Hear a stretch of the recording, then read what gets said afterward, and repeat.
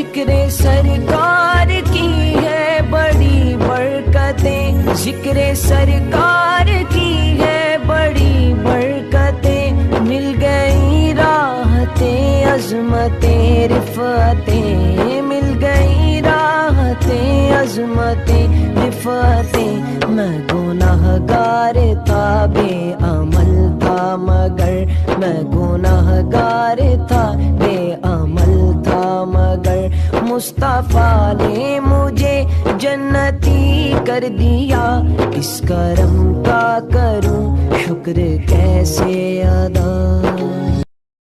الحمدللہ رب العالمین والصلاة والسلام على سید الانبیاء والمرسلین وعلى آلہ واصحابہ اجمعین ومن تبعهم بإحسان إلى يوم الدين، أما بعد، قال الله تبارك وتعالى في القرآن المجيد والفرقان الحميد، أعوذ بالله من الشيطان الرجيم، بسم الله الرحمن الرحيم، والضحى والليل إذا سجى، صدق الله العظيم۔ قال الله تبارك وتعالى في شأن حبيبه صلى الله عليه وسلم، إن الله وملائكته يصلون على النبي يا أيها الذين آمنوا صلوا عليه وسلموا تسليما، اللهم صل وسلم وزد وبارك على حبيبك سيدنا ونبينا ومولانا محمد وعلى آله وأصحابه أجمعين۔ وأحسن منك لم تر خط عيني وأجمل منك لم تلد النساء، لا يمكن الثناء كما كان حقه بعد خدا بزرگ ہوئی قصہ مختصر۔ آنچ قربا ہما دارن کی تنہا داری۔ عزیزان محترم، اس سے قبل آپ حضرات کے سامنے تسلسل کے ساتھ رسول پاک صلی اللہ علیہ وسلم کی سیرت مبارکہ کا تذکرہ کیا جا رہا تھا۔ اس سے قبل کی نشست میں یہ بات بتائی گئی تھی کہ 11 ہجری یعنی ہجرت کے 11ویں سال 12 ربیع الاول پیر کے دن ظہر کے وقت کا وقت شروع ہونے کے قریب یعنی زوال کے قریب رسول پاک صلی اللہ علیہ وسلم کا وصال ہوا۔ وصال کے ساتھ ہی آپ کے جانشین کا تقرر کا مسئلہ پیدا ہو گیا، اور چنانچہ سیدنا ابو بکر اور عمر رضی اللہ تعالیٰ عنہما کو جب یہ اطلاع ملی کہ صحیفہ بنی ساعدہ کے مقام پر صحابہ جمع ہیں اور خلافت کی بات چھڑ رہی ہے، تو یہ حضرات وہاں پر تشریف لے گئے معاملہ پڑھنے کے لیے۔ تو وہاں پر ایک جو لوگ موجود تھے انہوں نے بے اتفاق سیدنا ابو بکر صدیق رضی اللہ تعالیٰ عنہ کو خلیفہ مقرر کیا۔ یہ ایک خلافت پر، آپ کی خلافت پر، آپ کے خلیفہ اول ہونے پر یہ ایک جو ہے بیعت خاصہ یعنی ایک خاص بیعت تھی۔ پھر اس کے بعد 13 ربیع الاول منگل کے دن دوپہر میں مسجد نبوی میں ایک بیعت عامہ ہوئی، جس میں تمام صحابہ نے بھی اتفاق سیدنا ابو بکر صدیق رضی اللہ تعالیٰ عنہ کو سرکار کا جانشین اور خلیفہ اول کے طور پر منتخب کیا۔ پھر اس کے بعد صحابہ اکرام سرکار کو غسل دینے میں مصروف ہو گئے، اور آپ کو اسی لباس مبارک پر غسل دیا گیا جو آپ پہنے ہوئے تھے۔ پھر اس کے بعد آپ کو 3 یمنی چادروں میں کفن دیا گیا، اور آپ کی خبر مبارک جو ہے آپ کی نماز جنازہ کے بارے میں نے بتایا کہ 2 اخبار ہیں۔ ایک تو یہ کہ چھوٹی چھوٹی ٹکڑیوں کی شکل میں لوگ جاتے رہے اور درود و سلام پیش کرتے رہے اور آگے بڑھتے رہے، اور ایک چھوٹی چھوٹی ٹکڑیوں میں شکل میں جا کر تنہائی طور پر نماز جنازہ چاہے پڑھتے نہ رہے، نہ اس میں کوئی امام تھا نہ کوئی مختلف۔ تو بہرحال اس کے بعد نماز جنازہ کے بعد تدفین کی بات آئی، قبر کھودنے کی بات آئی، تو قبر آپ کی قبر مبارک جو ہے نا لحد کے طور پر کھود گئی، اور پھر اس کے بعد اسی مقام پر کھود گئی جہاں آپ کا وصال ہوا تھا، اور وہ مقام تھا بی بی عائشہ صدیقہ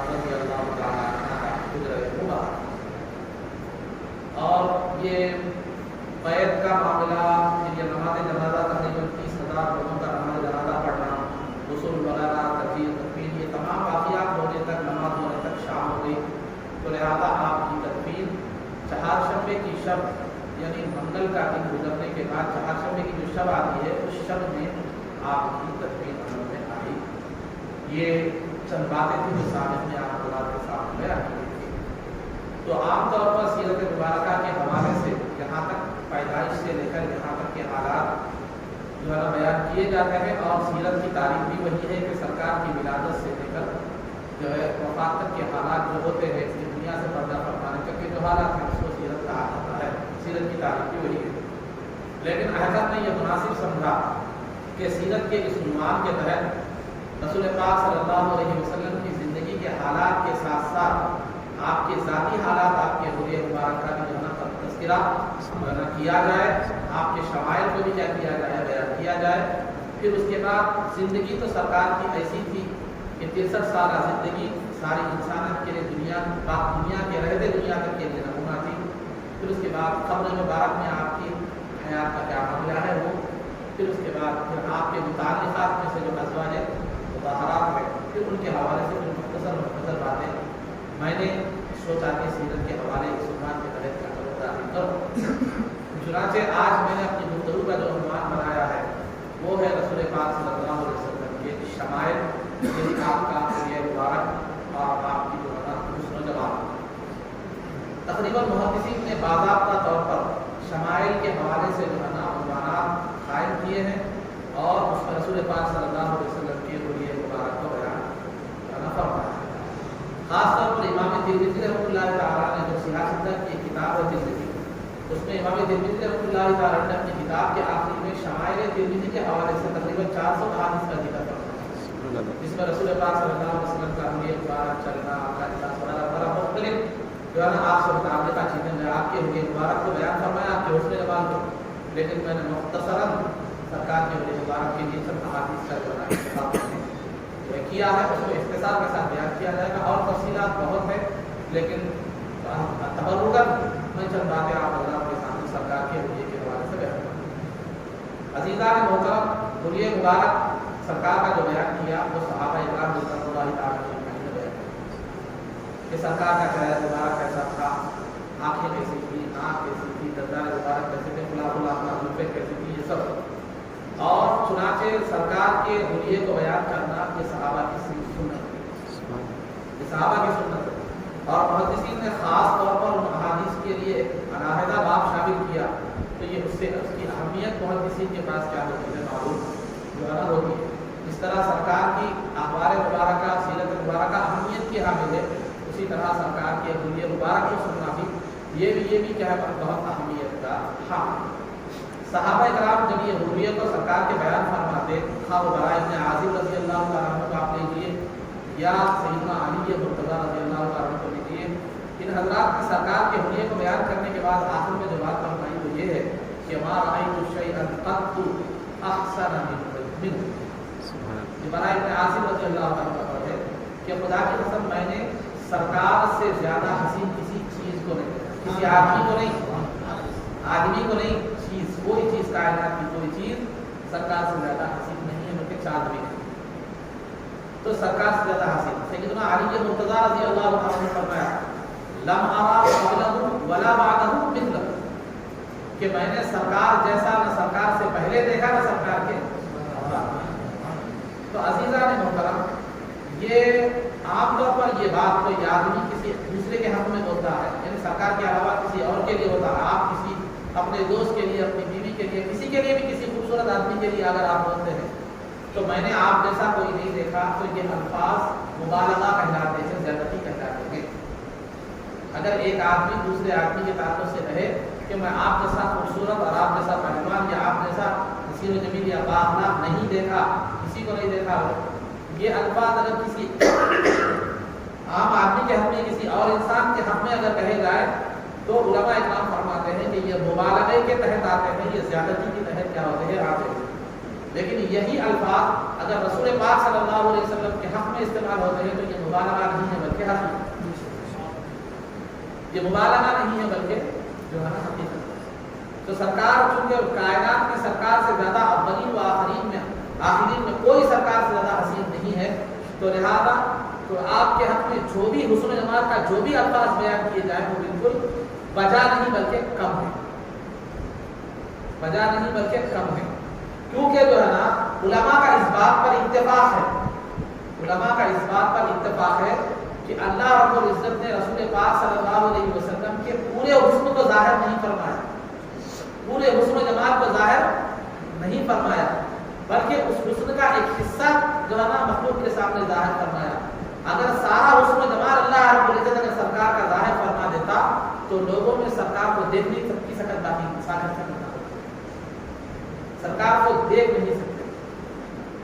چنانچہ اسی مفہوم کی طرف اشارہ کرتے ہوئے علامہ امام بوصیری رحمۃ اللہ تعالی علیہ فرماتے ہیں کہ لو ناسبت آیاتہ قدرہ احیسمہ حین یدعا دار سرمن، اگر سرکار کے معجزات سرکار کی شان کے مطابق ہوتے تو کوئی بھی آدمی جا کر سرکار کا نام لے کر اگر مردے سے کہتا کہ اٹھ جا تو اٹھ جاتا.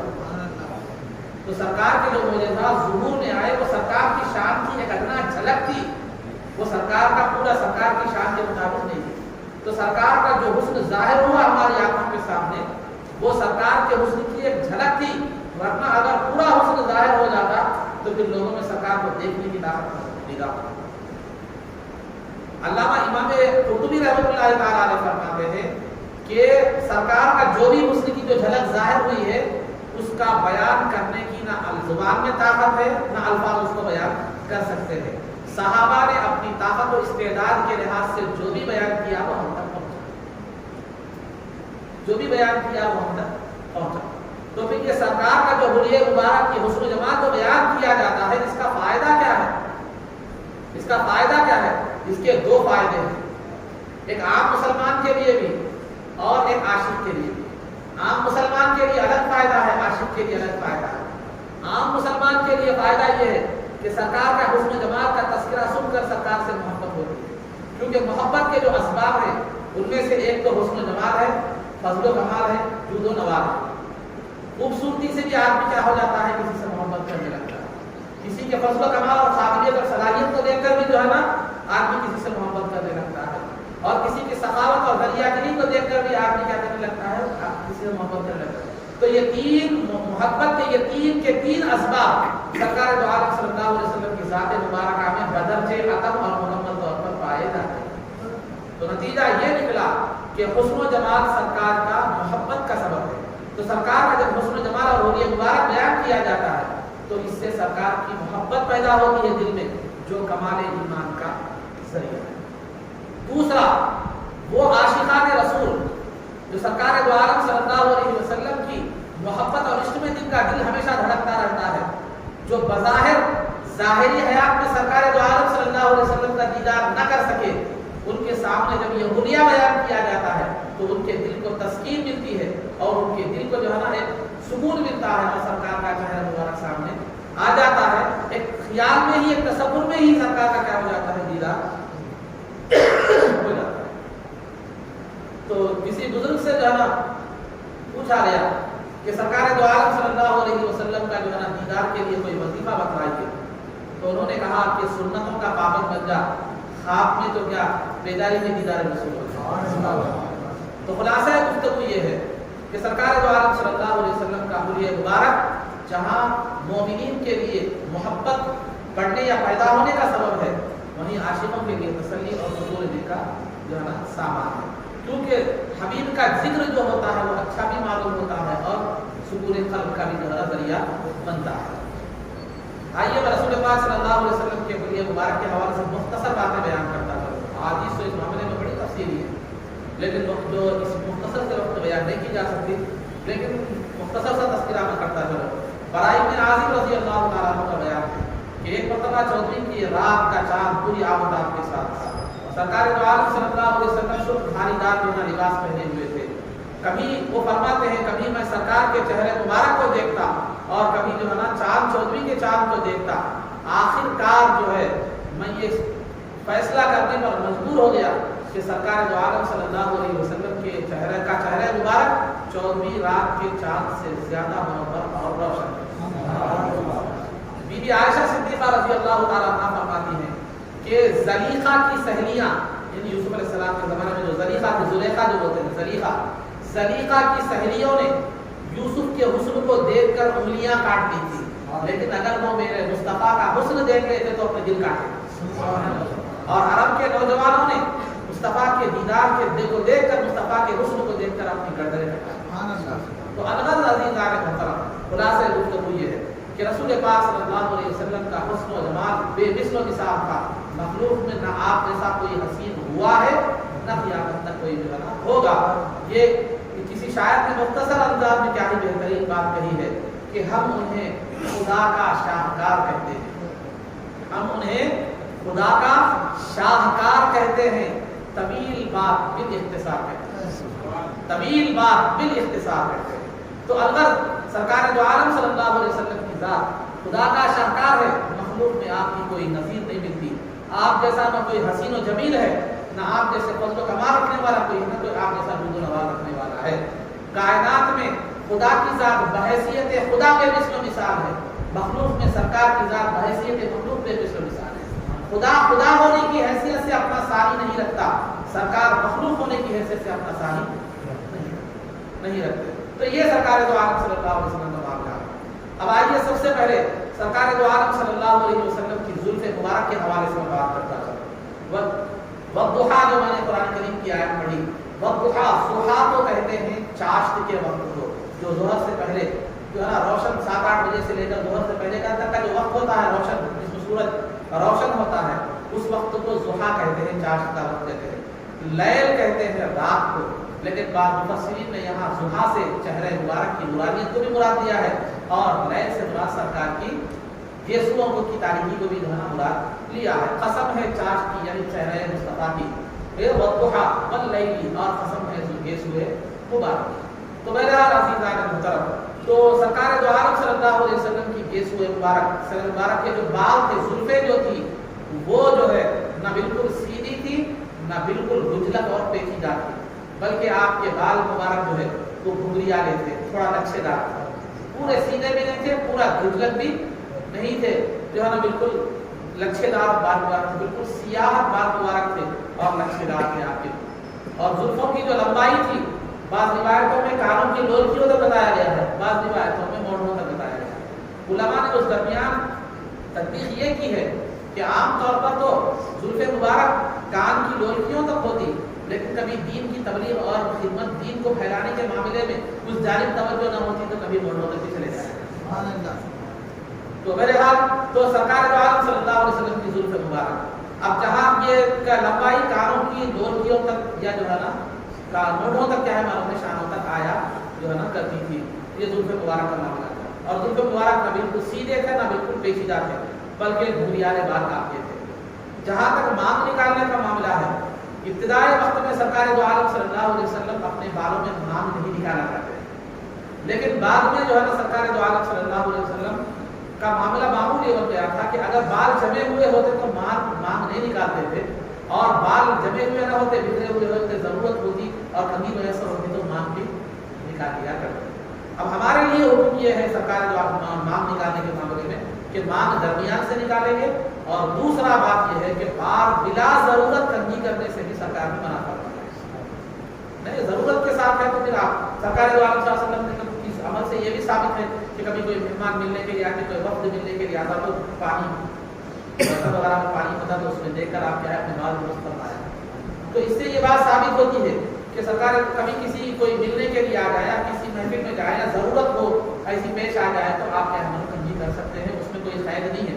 लेकिन बिना ज़रूरत हमेशा कंघी लेकर आईने के सामने खड़े रहना, आईने के सामने जो है ना बालों को संवारते रहना, इसमें औकात गुजारी से सरकार को कहा ये बात है।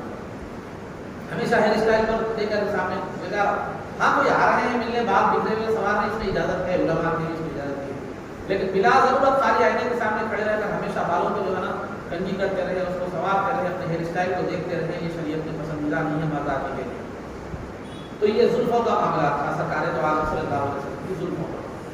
अब रहा तक जहाँ तक चेहरे मुबारक की शक्ल का मामला आता है, चेहरे मुबारक की शक्ल, सरकार दो आलम सल्लल्लाहु अलैहि वसल्लम کہ چہرے مبارک جو ہے نا بالکل نہ بالکل گول تھا نہ بالکل لمبا تھا، بلکہ گول کے ساتھ ساتھ ہلکا لمبائی کی طرف مائل تھا سرکار، بالکل گول بھی نہیں تھا اور بالکل لمبا بھی نہیں تھا، بلکہ گولائی کے ساتھ ساتھ ہلکا لمبائی کی طرف جو ہے سرکار دو عالم صلی اللہ علیہ وسلم کا چہرے مبارک مائل۔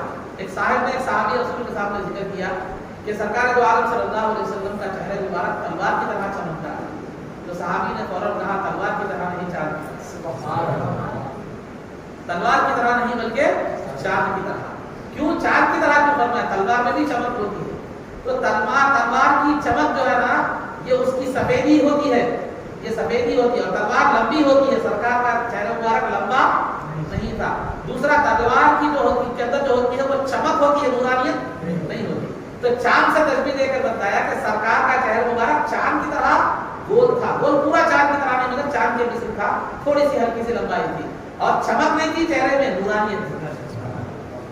تو سرکار دو عالم صلی اللہ علیہ وسلم کا چہرہ مبارک گول تھا اور ہلکا سا لمبائی کی طرف مائل تھا، رنگ بالکل سفید چونے کی طرح نہیں تھا بلکہ سفیدی میں لالی کی طرف مائل تھا، اور پورا سانولا بھی نہیں تھا، رنگ سانولا بھی نہیں تھا، پورا چونے کی طرح سفید بھی نہیں تھا بلکہ سفیدی میں لالی کی طرف جو ہے مائل تھا، اور جس کو ملاحت کہتے ہیں، جس کو کیا کہتے ہیں عربی میں ملاحت۔ اب ہمارے پاس جو ہے نا دہقانی زبان میں اگر اس کو دیکھا جائے تو دیکھو ان کے چہرے پہ کتنا نمک ہے، جاذبیت اٹریکٹیو جیسا ہوتا ہے، میں سمجھتا ہوں غالباً میں سرکار کے حق میں یہ الفاظ صحیح طور پر اس کا حق ادا کر سک رہا ہوں یا نہیں معلوم، مگر جاذبیت ایسی خوبصورتی کہ بالکل سفید چونے کی طرح بھی نہیں یا بالکل کالے اور سولے بھی نہیں بلکہ سفیدی کے ساتھ ساتھ چہرے مبارک میں لالی تھی۔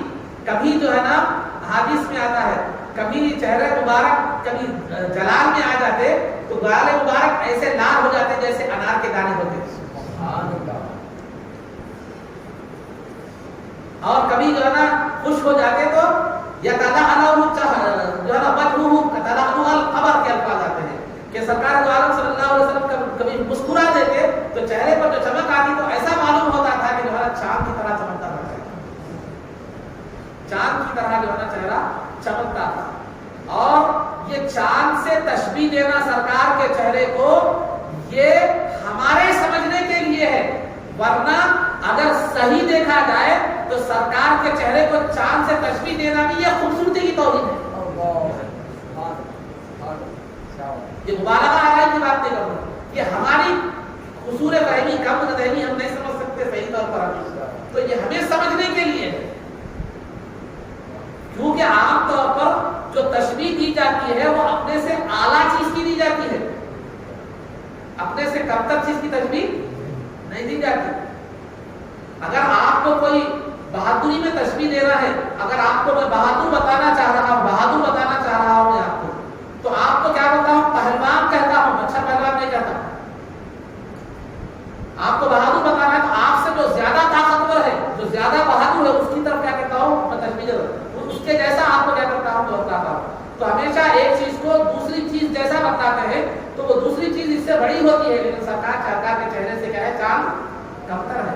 اس کو تشبیہ مخلوق کہتے ہیں، الٹی تشبیہ۔ الٹی کا مطلب ویسی سرکار سے عظیم ترین چیز تو کوئی تھی ہی نہیں۔ اب سمجھانا بھی ضروری ہے تو کیا کر دیا؟ چاند سے تشبیہ دے دی، اگرچہ کہ یہ الٹی تشبیہ ہے کہ سرکار کے چہرے کی مناسبت نہیں رکھتی لیکن ہمیں سمجھانے کے لیے، اور دوسرا چہرے سے زیادہ منور کوئی چیز موجود کائنات میں نہیں ہے، اسی لیے وہ تشبیہ کی، یہ سمجھے۔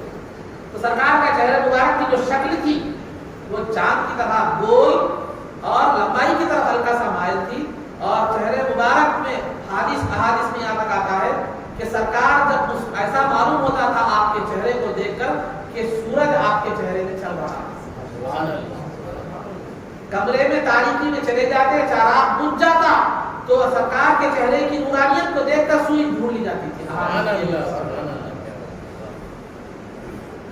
تو یہ چہرے مبارک کا معاملہ تھا۔ سرکار کی جو بھویں تھی، بھویں جس کو سرکار کی ابرو جس کو کہتے ہیں، ابرو بولیے یا بھویں بولیے، تو سرکار کی جو بھویں تھی وہ بالکل باریک تھی لیکن بال گھنے تھے، بھویں باریک تھی لیکن بال گھنے تھے اور خمدار تھی ایسی گھور، اور دونوں کے درمیان الگ الگ چیزیں ملی بھی نہیں تھی۔ یہ بھووں کا معاملہ۔ اور دوسرا سرکار کی آنکھیں سرکار دو عالم صلی اللہ علیہ وسلم کی آنکھ کی جو پتلیاں تھی وہ بالکل سیاہ تھی اور اطراف کا جو دائرہ تھا سفید تھا لیکن اس میں لال رگوں کے ڈورے تھے، لال رگوں کے ڈورے تھے اور آنکھیں اتنی حسین و جمیل تھی کہ دیکھنے والا فدا ہو جاتا۔ اور سرکار دو عالم صلی اللہ علیہ وسلم کی جو ناک تھی، ناک وہ ذرا بلندی کی طرف مائل تھی، کوئی آدمی دیکھتا تو نورانیت اور روشنی کی وجہ سے، چمکداری کی وجہ سے اور زیادہ بلند معلوم ہوتی تھی، لیکن حقیقت میں وہ تھوڑی سی بلندی کی طرف مائل تھی اور چمکتی تھی ناک اور نورانیت سے نور جانا نکلتا تھا۔ اور آپ کے جو گال تھے، کلے جس کو ہم کہتے ہیں، وہ بالکل سیدھے ہموار، تھوڑا سا ہلکا سا گول، اور دندان مبارک جس کو ہم دانت کہتے ہیں، دانت کہتے ہیں، تو ان میں تھوڑا سا ہلکے سی سانپ تھی۔ جب سرکار گفتگو فرماتے تو معجزانہ طور پر دانتوں سے نور کی کرنیں نکلا کرتی، معجزانہ طور پر دانتوں سے نور کی کرنیں نکلا کرتی تھی جب آپ گفتگو فرماتے۔ اور سر مبارک میں بال سیاہ تھے، صرف آپ کے سر مبارک میں صرف بعض روایتوں میں 14، بعض میں 17، بعض میں 20 سفید بال تھے، اس سے زیادہ سفید بال تھے۔ اور وہ سفید بال بھی خوف الہی کی وجہ سے ہوا۔ تو سرکار کا بیان ہے، سورہ ہود کی تلاوت نے مجھے کیا کر دیا، اس کے جو مناظر ہیں قیامت کا تذکرہ اور جو بھی ہولناک عذاب کے تذکرے، ان کے خوف نے مجھے بالوں میں سفید کر دیا۔ تو عزیزان محترم، الغرض داڑھی مبارک کے بال بھی ویسے تھے، بالکل سیدھے بھی نہیں تھے، بالکل پیچیدہ اور گھجلک بھی نہیں تھے، بلکہ گھنڈیالے بال۔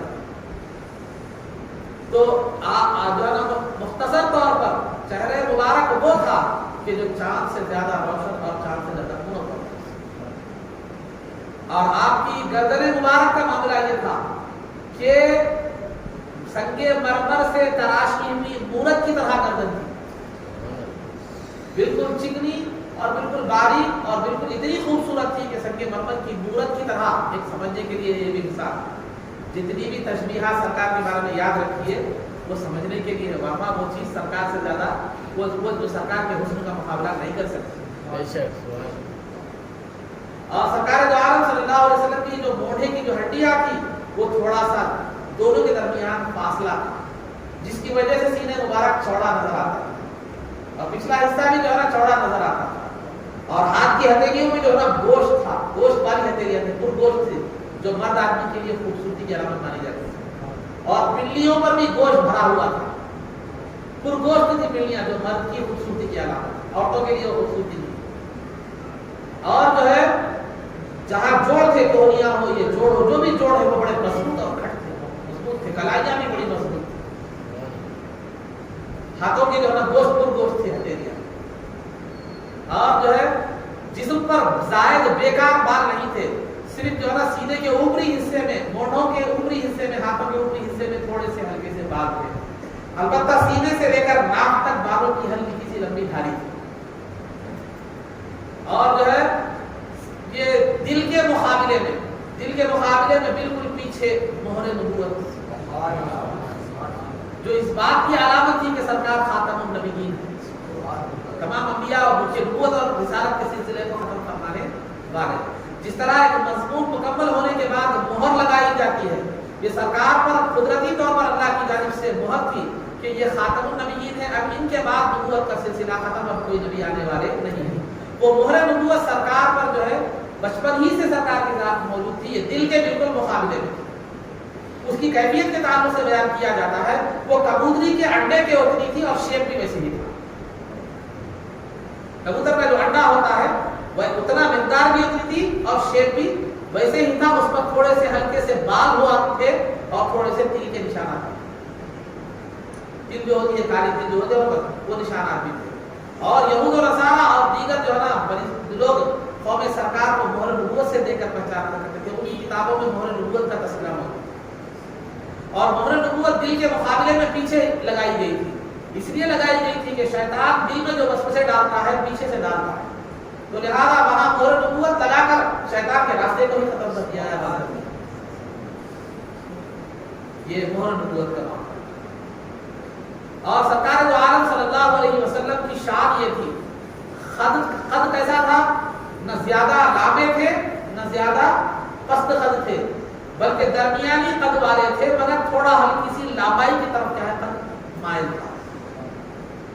سرکار کی جو ہے نا جب صحابہ کی جماعت میں سرکار دو عالم صلی اللہ علیہ وسلم ہوتے تو سب سے اونچے نظر آتے، قد کی وجہ سے نہیں، معجزانہ طور.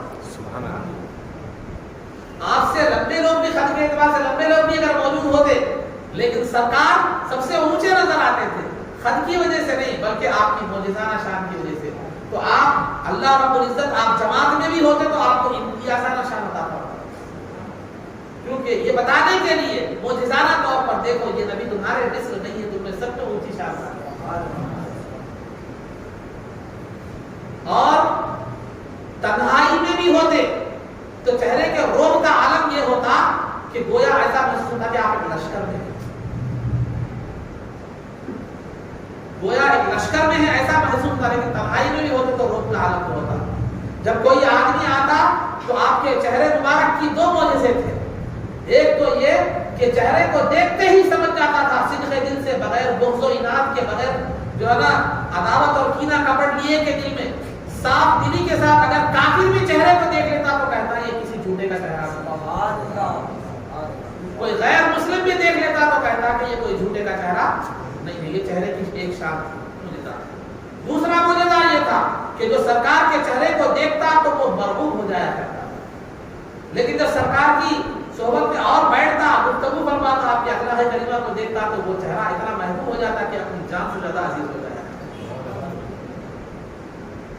اور سرکار دو عالم صلی اللہ علیہ وسلم جب چلتے تو آپ سرکار دو عالم صلی اللہ علیہ وسلم جب چلتے تو آپ کے چلنے کا انداز یہ تھا کہ تھوڑا سا جھکا ہوا ہو، جھکے ہوئے چلتے، اکڑ کر نہیں چلتے. جھکے ہوئے انداز کا مطلب یہ ہے کبھی آپ اونچائی سے نیچے کی طرف آتے وقت جب چلتے ہیں تو کیسے تھوڑا سا آدمی جھک جاتا ہے، اس انداز میں سرکار چلتے ہمیشہ. ہموار زمین پر بھی چلتے تو اس انداز میں چلتے تھے. اور قدم مضبوطی سے اٹھاتے، آہستہ سے رکھتے. مضبوطی سے مطلب ایسا قدم کو بیزاری سے رگڑتے ہوئے چلتے بسا ہوگا، بیزاری سے قدم کو گھسیٹتے ہوئے چلتے ویسا نہیں، مضبوطی سے قدم اٹھاتے رکھتے آہستہ سے. اور رفتار میں تیزی ہوتی، قدم دور دور رکھ کر چلتے. رفتار میں تیزی ہوتی، قدم دور دور جو ہے نا رکھ کر چلتے، اور جو ہے دور دور رکھ کر چلتے.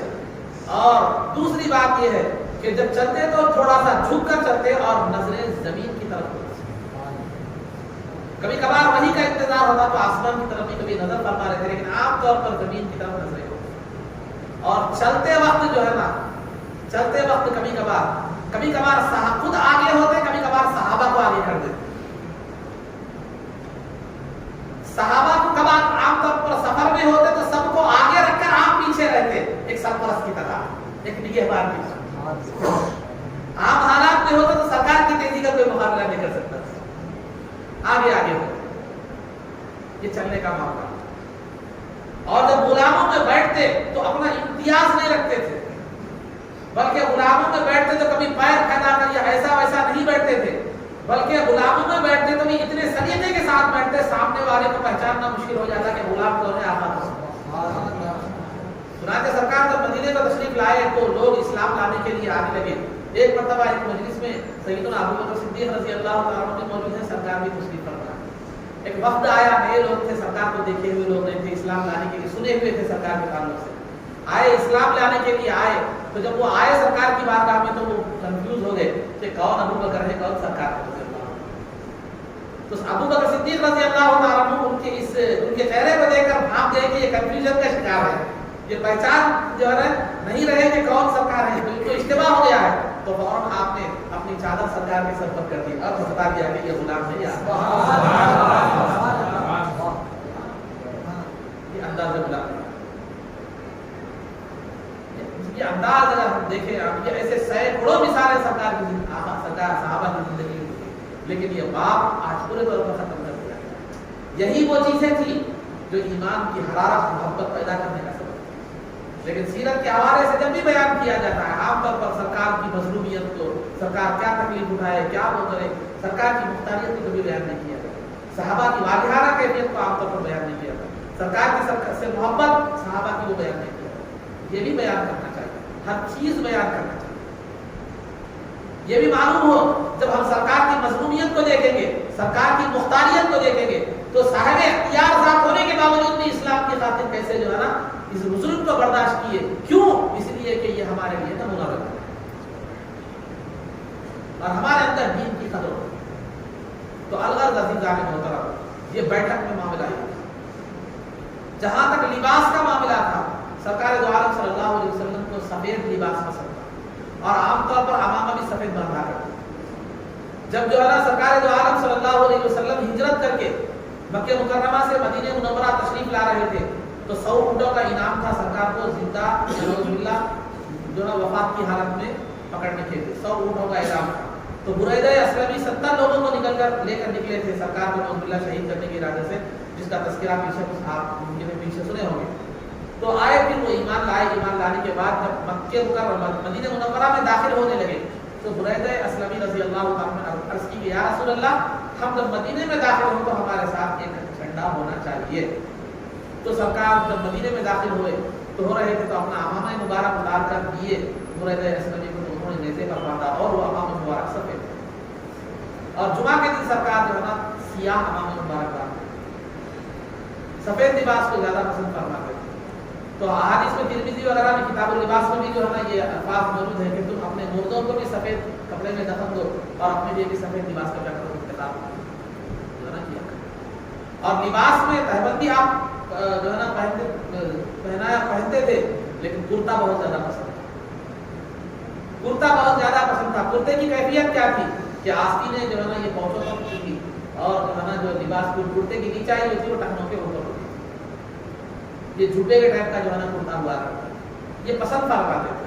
وجہ اس کی کئی تھی، وجہ اس کی ایک وجہ یہ بھی تھی کہ وہ ڈھیلا ڈھالا ہوتا تھا، علماء کرام نے اس کی مختلف وجہ بتائی ہے محدثین، ڈھیلا ڈھالا تھا، سینے میں بھی آسانی ہوتی تھی، پھر دوسرا جو ہے نا جسم پر بھی ہلکا محسوس ہوتا تھا وغیرہ وغیرہ۔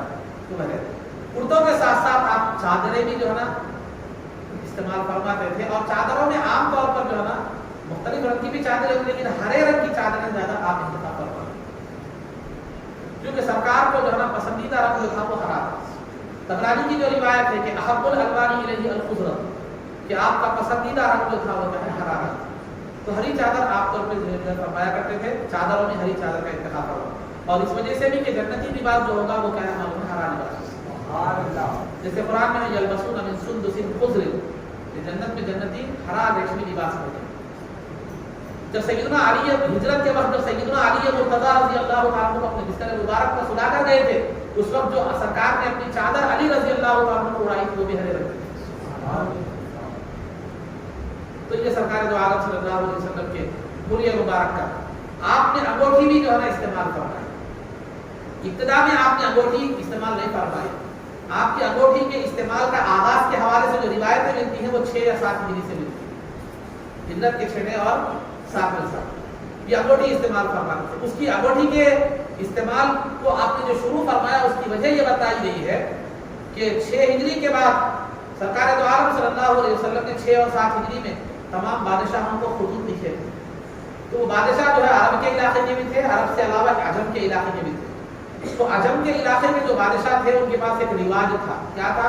وہ کسی کے بھی خط کو بغیر مہر کے تسلیم نہیں کرتے، تو لہٰذا سرکار دو عالم صلی اللہ علیہ وسلم نے اس دینی ضرورت کے لیے انگوٹھی کا استعمال شروع کیا، اور آپ نے انگوٹھی چاندی کی انگوٹھی پہنتے تھے، اور اس میں انگوٹھی میں ایک اسٹامپ کے طور پر جو عبارت تھی، اسٹامپ کی جو عبارت ہوتی ہے عام طور پر، تو وہ اس کی جو عبارت تھی 3 سطریں تھی، اوپر کی سطر میں محمد تھا، نیچے کی سطر میں رسول، اور تیسری سطر میں اللہ، محمد الرسول اللہ۔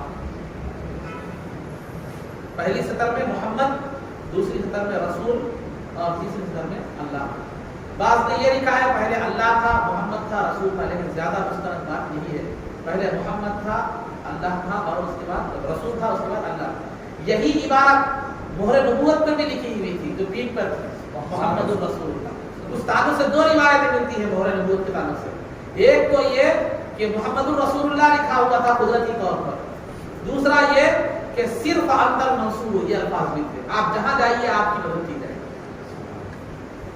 تو بہرحال عزیزان محترم، یہ سرکار جو عالم صلی اللہ علیہ وسلم کی انگوٹھی کا استعمال، تو آپ نے حبشی نگینہ ہوتا تھا، حبشی نگینہ وہ آپ نے استعمال فرمایا، اور چاندی کی انگوٹھی استعمال فرماتے تھے۔ اب یہ تو انگوٹھی بطور مہر کے بھی استعمال فرماتے تھے، کبھی بغیر مہر کے بھی بطور خالی سادے انداز میں بھی انگوٹھی کیا کرتے تھے، آپ استعمال فرما سکتے تھے۔ لہذا انگوٹھی استعمال کرنا ایک مستحب ہے۔ اب آج مردوں کے لیے جو ہے نا چاندی کی انگوٹھی بنانے کی اجازت ہے، لیکن اس کے لیے دو شرائط ہیں۔ ایک تو پہلے ایک تو بات یہ ہے کہ وہ 4 گرام کی انگوٹھی ہو، 4 گرام سے زائد نہ ہو چاندی، اس کے انگوٹھی میں 4 گرام سے زائد چاندی نہ ہو، اور دوسرا جو ہے 1 کنکر ہونا چاہیے، 1 سے زائد کنکر۔ 4 گرام سے زیادہ چاندی نہیں ہو تو انگوٹھی پہننی جائز نہیں ہے، اور ایک کنکر سے زائد 4 گرام تو چاندی ہے لیکن کنکر والے 4-5 کنکر رہتے ہیں، ویسا بھی جائز ہے نہیں۔ 1 کنکر 4 گرام چاندی کے ساتھ اجازت ہے، مستحب ضروری۔ اور دوسرا اوسے ہاتھ میں انگوٹھی پہننا، اس میں 2 طرح کی روایتیں بھی ملتی ہیں، سیدھے ہاتھ میں بھی پہن سکتے ہیں، بائیں ہاتھ میں بھی پہن سکتے ہیں، 2 طرح بھی پہننا سرکار سے ثابت ہے۔ تو خلاصہ گفتگو عزیزان محترم، یہ سرکار کے حلیہ مبارک کے حوالے سے جو ہے نا چند باتیں آپ حضرات کے سامنے جو ہے بیان کی گئی، باتیں اور بہت تفصیلات ہیں سرکار کے حوالے سے، لیکن جو ہے نا چند باتیں جو ہے میں نے آپ حضرات کے سامنے عرض کی۔ اللہ رب العزت سے دعا ہے کہ پروردگار عالم اس سرکار کے جو ہے نا شمائل کے بیان میں اگر کچھ کوتاہی ہوگی تو مولا اپنے فضل و کرم سے سرکار کو معاف فرما، اللہ سرکار کے شمائل کے سننے اور سنانے کو قبول فرما، اس کو ہمارے لیے ذخیرہ آخرت اور ذریعہ نجات بنا، اللہ سرکار دو عالم صلی اللہ علیہ وسلم کی سیرت پر عمل کرنے کی توفیق عطا فرما، عزت و عافیت کی زندگی دے، ہماری ایمان کا خاتمہ فرما، رسول پاک صلی اللہ علیہ وسلم کے قدموں میں ہمارا حشر فرما، آپ کی شفاعت اور رضوان سے برابر فرما، آپ کے دست مبارک سے جامع کوثر پینا نصیب فرما، جنت میں آپ کی اولاد طیب نصیب فرما۔ صلی اللہ تعالی وسلم علی خیر خلقہ سیدنا محمد و آلہ وصحبہ اجمعین برحمتک یا ارحم